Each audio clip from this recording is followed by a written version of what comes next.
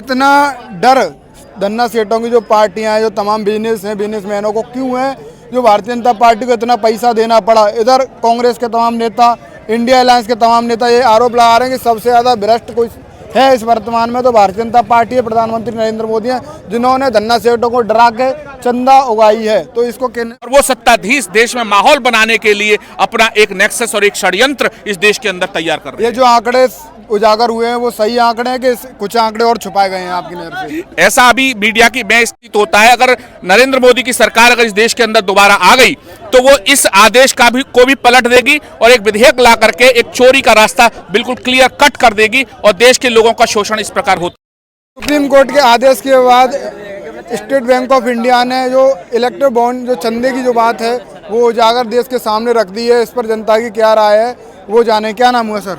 Sir मेरा नाम हरीश है। भारतीय जनता पार्टी पे एक सबसे बड़ा आरोप लगा है इस बार भारतीय जनता पार्टी तमाम डर दिखा के जो धन्ना सेठों की कंपनी है उनसे एक बड़ा चंदा वसूलने का प्रयास किया है। तो क्या किस नजर से देख रहे हैं बयान? देखिए, ये एक लोकतंत्र का बहुत बड़ा दुर्भाग्य है। जिस प्रकार से भारतीय जनता पार्टी की सरकार में सत्ता से पैसा, पैसे से सत्ता का खेल शुरू हो गया है।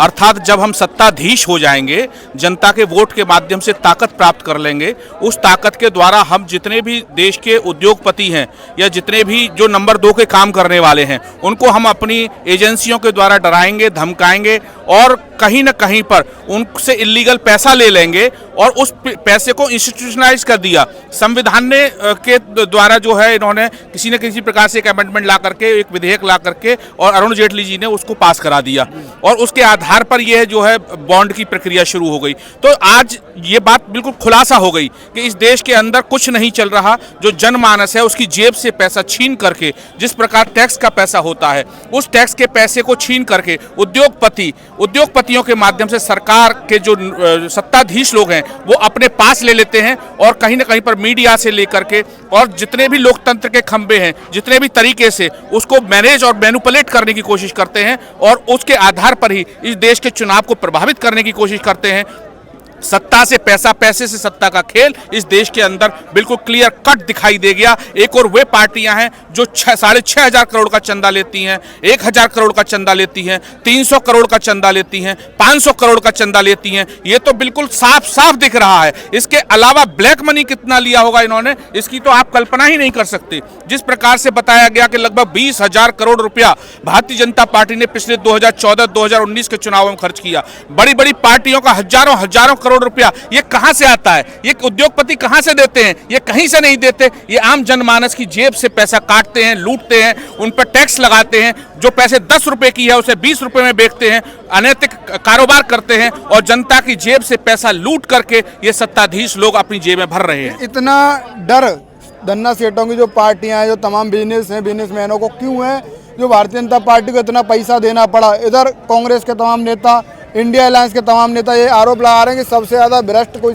है इस वर्तमान में तो भारतीय जनता पार्टी है, प्रधानमंत्री नरेंद्र मोदी हैं, जिन्होंने धन्ना सेठों को डरा के चंदा उगाई है। तो इसको देखिए, सुनिए, हमाम में सब नंगे हैं, चाहे वो कांग्रेस पार्टी हो या भारतीय जनता पार्टी हो या और बहुत सारी पार्टियां हैं जिन्होंने धन के बल पर इस सत्ता को हमेशा दुरुपयोग किया है और उस सत्ता के आधार पर गरीबों का पैसा लूट करके और सत्ता प्राप्त की है। ये कोई जो अछूता नहीं है।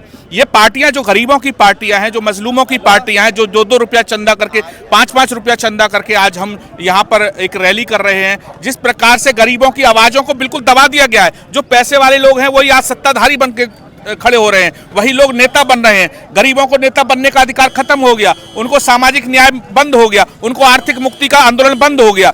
उनको सिर्फ और सिर्फ आज मीडिया के माध्यम से और बहुत सारे सोर्सेज के माध्यम से, इलेक्ट्रॉनिक मीडिया के माध्यम से, प्रिंट मीडिया के माध्यम से आज उनके दिमागों का भी दोहन किया जा रहा है। मानसिक तौर पर उनको दिवालिया बनाया जा रहा है और जो नरेंद्र मोदी सोचते हैं उस सोच को इस देश पर लागू करने की कोशिश की जा रही है। ये सारा का सारा खेल सत्ता से पैसा, पैसे से सत्ता का चल रहा है। ये जो SBI देर लगा रही थी, सुप्रीम कोर्ट ने कहा ये जो चुनाव से पहले, चुनाव के बाद लाना चाहती है, जो उजागर जो चेहरा है भाजपा का और अन्य जो दल हैं, तो वो एक आरोप लगा रहे हैं कि भाजपा सबसे ज़्यादा भ्रष्ट है और जो उजागर जो चेहरा हुआ है वो सही हुआ है या गलत हुआ है? देखिए, इसमें कोई दो राय नहीं है, कहीं ना कहीं लोकतंत्र के रखवाले आज भी मौजूद हैं।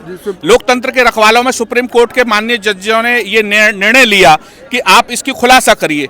ये एक बहुत छोटा सा इशारा है, ये बहुत छोटी सी बात है। मैं कह रहा हूं कि अगर आज 20,000 करोड़ या 10,000 करोड़ या 5,000 करोड़ का इन्होंने खुलासा किया है, ये बहुत छोटी बात है। 6,500 करोड़ रुपया भारतीय जनता पार्टी को मिला है, 1,100 करोड़ रुपया कांग्रेस को मिला है और बहुत सारी पार्टियों को मिला है। ये बहुत छोटा सा रकम है। एक बहुत बड़ा दलदल इस देश के अंदर बन चुका है, जिसमें उद्योगपतियों के माध्यम से गरीब जनता का शोषण किया जा रहा है। गरीब जनता के शोषण के बाद उद्योगपति बड़े बड़े सत्ताधीशों को पैसे दे रहे हैं और वो सत्ताधीश देश में माहौल बनाने के लिए अपना एक नेक्सस और एक षड्यंत्र इस देश के अंदर तैयार कर रहे हैं। ये जो आंकड़े उजागर हुए हैं वो सही आंकड़े हैं कि कुछ आंकड़े और छुपाए गए हैं आपकी नजर से? ऐसा अभी मीडिया की, मैं इसके बारे में कुछ भी टिप्पणी करने से पहले मीडिया में ये तर्क दिए गए हैं कि बहुत सारे आंकड़े छुपाए गए हैं। मुझे इसके बारे में पूरी जानकारी नहीं है, इस पर मैं कोई टिप्पणी नहीं अच्छा हुआ ये सुप्रीम कोर्ट ने ये ऐसा फैसला लिया है, निश्चित तौर बंद भी कर दिया, निश्चित तौर पर अच्छा कमर हुआ। तोड़ी है इन पार्टियों की। देखिए, कमर तोड़ी या नहीं तोड़ी, क्या ये लोग जब सत्ता में आ जाएंगे, जिस प्रकार से संविधान को बदलने की बात कर रहे हैं, क्या ये जो सुप्रीम कोर्ट के आदेशों को पलट देते हैं? मुझे ऐसा प्रतीत होता है अगर नरेंद्र मोदी की सरकार अगर इस देश के अंदर दोबारा आ गई तो वो इस आदेश को भी पलट देगी और एक विधेयक ला करके एक चोरी का रास्ता बिल्कुल क्लियर कट कर देगी और देश के लोगों का शोषण इस प्रकार होता रहेगा। 24 की लड़ाई संविधान बचाने की है, कैसे देख पा रहे हो, कैसे बच पाएगा इस बार? संविधान बचाने के लिए निश्चित तौर पर सभी जो संविधान से प्रेम करने वाले लोग हैं, जो संविधान को मानने वाले लोग हैं, जो संविधान के अंदर विश्वास रखने वाले लोग हैं, उनको एकत्रित करके और कहीं ना कहीं पर इकट्ठा होकर के अपने हाथों को मजबूत करके लोकतंत्र की इस लड़ाई को लोकतांत्रिक तरीके से लड़ना पड़ेगा। जी, तो लोकसभा नगीना में मौजूद था, तमाम ऐसे मुद्दों पर बातचीत हुई। जिस तरीके से तमाम राय मैं जान रहा हूँ लोगों की, कहीं ना कहीं इन्होंने भी उस राय पर मोहर लगाई है जो सुप्रीम कोर्ट ने फैसला दिया है, कहीं ना कहीं वो सही बताया है। इस वीडियो को ज़्यादा से ज़्यादा शेयर। साथियों, जैसा कि आपको पता है, बी मिशन टीवी हमेशा ग्राउंड जीरो की रिपोर्ट आपके बीच रखता है। अगर आपको हमारा काम पसंद आता है तो बी मिशन टीवी को आर्थिक मदद करें, जिससे कि हम यूं ही निरंतर ग्राउंड लेवल पर काम करते रहें।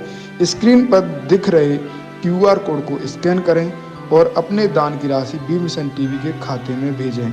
QR कोड के अलावा आप हमारी UPI ID bmissiontv@ybl पर भी मदद भेज सकते हैं। जय भीम।